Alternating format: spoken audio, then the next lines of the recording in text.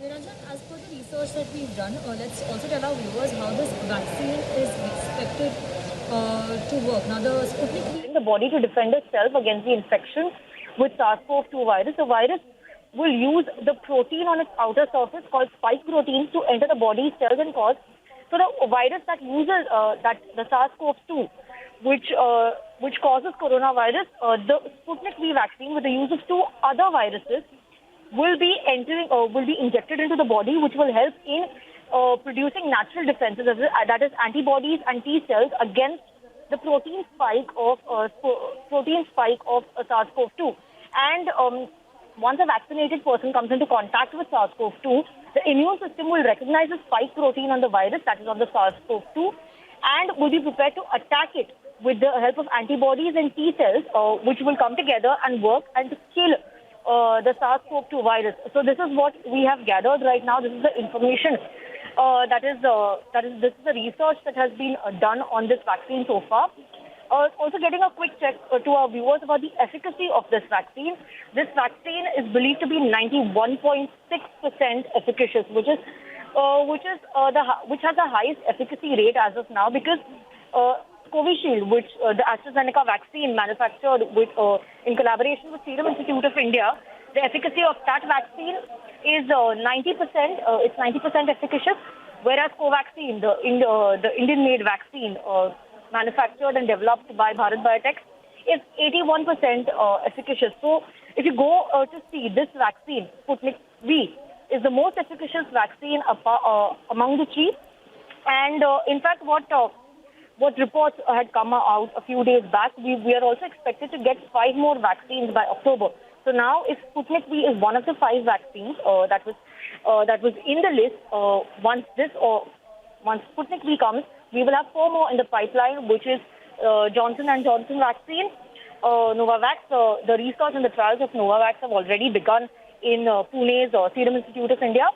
Then we have ZyCoV-D, which are also undergoing trials right now. ZyCoV-D is being developed and manufactured by Zydus Cadila.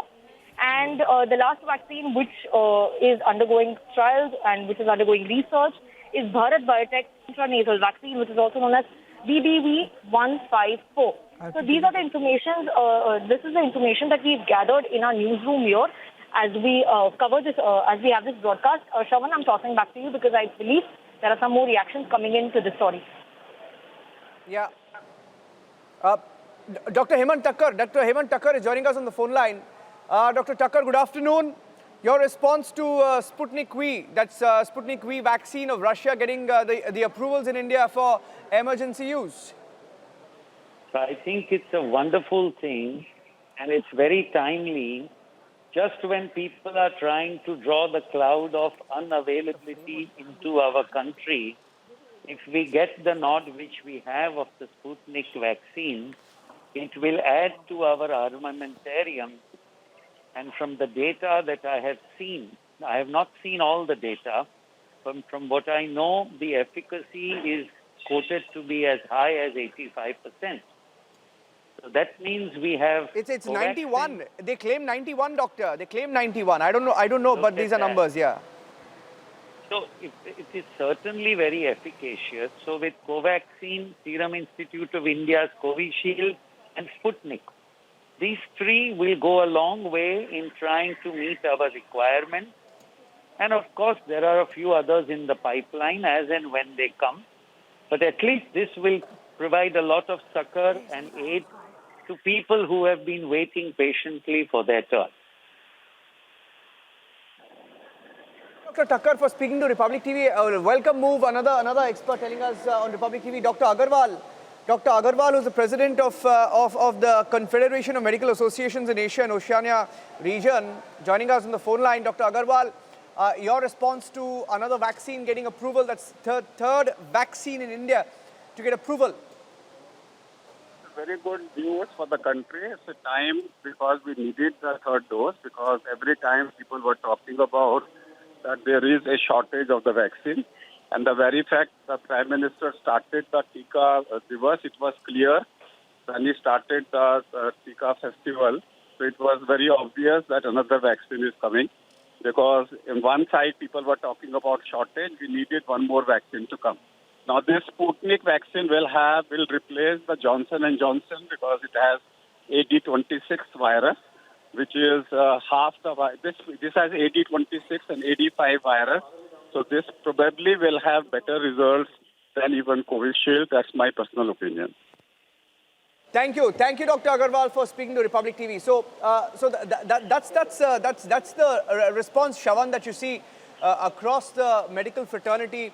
You speak to anybody, and it's such a welcome move because we've had this huge debate around vaccines. Many people, in fact, most people, speaking about shortage of vaccines. There was politics being played around it, and I think the need of the hour was for everyone to come together, unite, and ensure that we find a solution to the problem than fighting amongst ourselves. You've seen the kind of politics that was played in the last few weeks, for a few days especially, vis-a-vis the vaccine. So now that you have a third vaccine coming in, it's a big boost to India's inoculation program. We have our Tika Utsav, or the vaccine festival, ongoing from the 11th to 14th. Today is the 12th, so it will go on for 2 more days. And it's come at the right time. We were expecting this vaccine to get approval in 10 days. So it's the fact that it's come now and that they met now to ensure that the approvals are speeded up. It tells you about India's, war footing against COVID-19. The first wave when it came, the whole world appreciated India's fight against COVID-19. And in the second wave, just when, you see the spurt within about 7 to 8 days, I think the government is making the right noises in terms of finding that balance and taking the measures that are required and the strategy that is needed. The strategy is to vaccinate people, to inoculate people. How are they going to counter the growing numbers? And I think this is what they meant when they said that it's playing to a plan, because you don't really have the number of vaccines needed to inoculate everybody. So the plan was to, I think Dr. Harish Shetty is joining us on the phone line. Shravan, let me take Dr. Harish Shetty on the phone. Dr. Shetty, thank you for speaking to Republic TV. Your response to India getting its third COVID-19 vaccine, it's called Sputnik V for vaccine, and it's from Russia. We are delighted. We need more vaccines, and what is very important is Sputnik has had good results in their phase trials, phase 1, phase 2, phase 3 trials. And what I would share is that India should not practice socialism when it comes to vaccines. Let all vaccines come to India. Let people choose what they want to take. If people are willing to pay, let them pay. So let us not be stingy or slow or wait for vaccines. Let all the vaccines come to India. And that's the best thing what India can do as of now. Vaccination should go to everybody above the age of 18 at the earliest. Absolutely. Absolutely, Dr. Shetty. Thank you for speaking to Republic TV.